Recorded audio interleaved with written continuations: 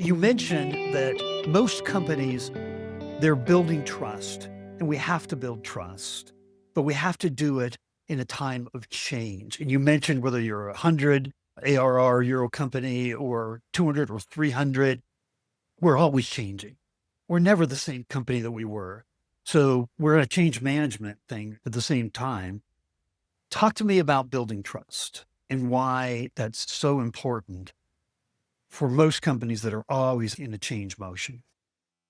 I think one of the key things, whether it's company or individual, is communication, transparency, and doing what you say you'll do when you say you'll do it.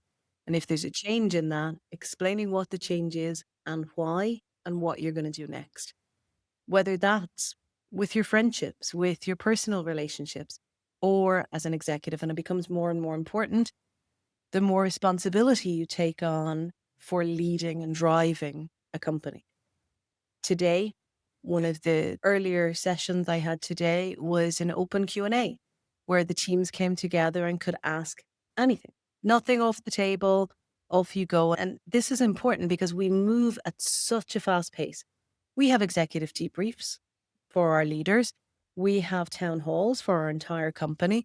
We have departmental meetings. We have executive meetings. We have board meetings. We have newsletters. All of that is never enough. Never enough. You think it is. The people writing it think it's a lot, and they're phenomenally talented. It's never enough. You can never communicate enough. And in those open Q&A sessions, I think one of the things that I like about it is that people ask questions that you weren't thinking about. You might be thinking about your revenue and your EBITDA and the top 5 deals that are going to phenomenally move the needle, or the talented person that you're in competition with a competitor to secure, or the next board meeting, or your budget for next year. There's a million things that take up your mind.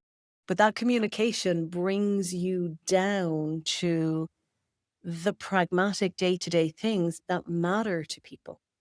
So what matters to one is different to what matters to the other. And that's evidenced by the questions that come out in open Q&A sessions like that. Somebody might be curious about strategy because they understood something slightly different and how will it affect me? Super, great question. Somebody else might be interested in growth potential. Somebody else is worried about what AI means to roles that were fully human and that are now hybrid, or that efficiency is driving something that's different to what they expected. Somebody else is curious and interested about the sales kickoff and where it might be. Somebody else is curious about training and how we're going to upskill the next level of our sellers to tell executive level stories, because they need to empower their clients to tell a shareholder value story, because most people don't realize most sales happen when you're not in the room. Most sales at B2B companies happen when you've already pitched something, you've already had multiple conversations, done demos, got all of the people around the table. You're super aligned. Yay, you followed a sales process. Fantastic. You've got a sequence of events. Great, it's documented. Meeting summary, go. Then that team is pitching to shareholders and you're not there. So how do you make sure, again, communication, what's likely to happen? What are the questions? How do you empower people? And I think different people are interested in different things, but the key for that building of trust is be open, be transparent, share, overshare, repeat again. Make people feel through your actions that when you say you're open to any question, that you are.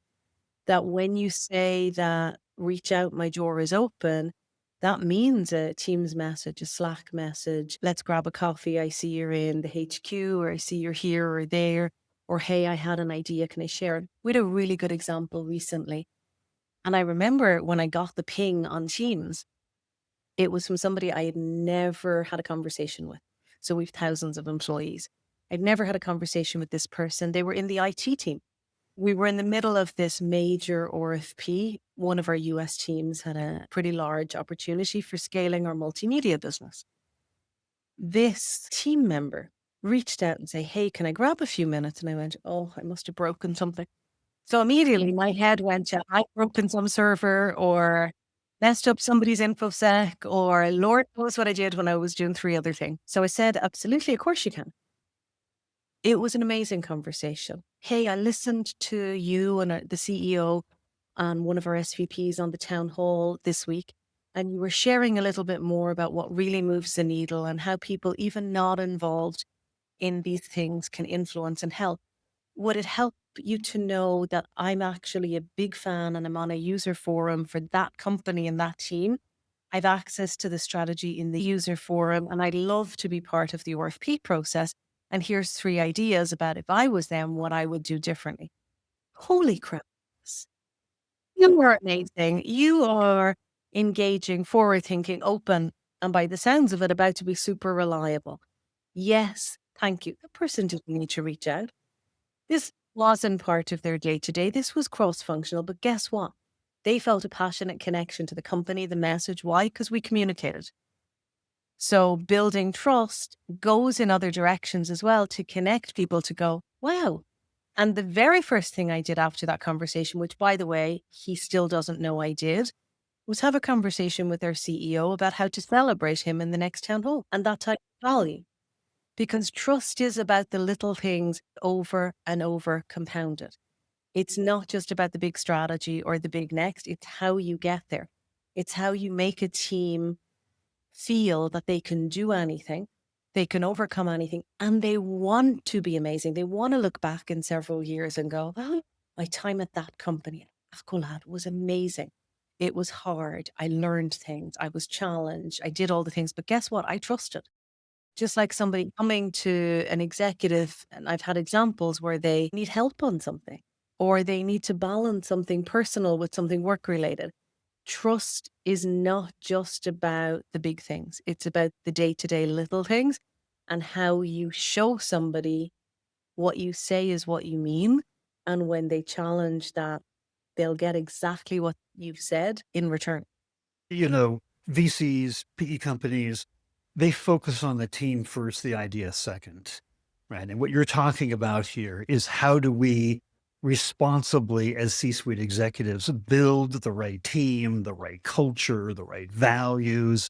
That gentleman never would have stepped up, I imagine, if you hadn't had that kind of a culture where he felt very comfortable just picking up the phone and calling the CRO and saying, hey, he didn't even say, I got some really good ideas for that RFP. He said, can I have a conversation with you? But you were open to it, right? You were accessible. That's a huge deal. Huge deal. Somebody else recently, and it was funny, they were in our Paris HQ and they're Irish. And I hadn't seen them in a while. I'm Irish, but I'm in our Paris HQ more than I am anywhere else. And they went, ooh, I heard your office has Irish tea bags and milk, because the French aren't big fans of milk. They drink black coffee. How about a chat and I pop down to your office and you stick the kettle on? Again, somebody in a completely different team, a member of a tech team who reports to somebody else who reports to somebody else. And my response, absolutely. The insights and the connections you get when you build team relationships and an openness to that value, it's priceless because people will be open with each other as well. They'll be more positive when you have something challenging to go, hey guys, we actually have a problem over here.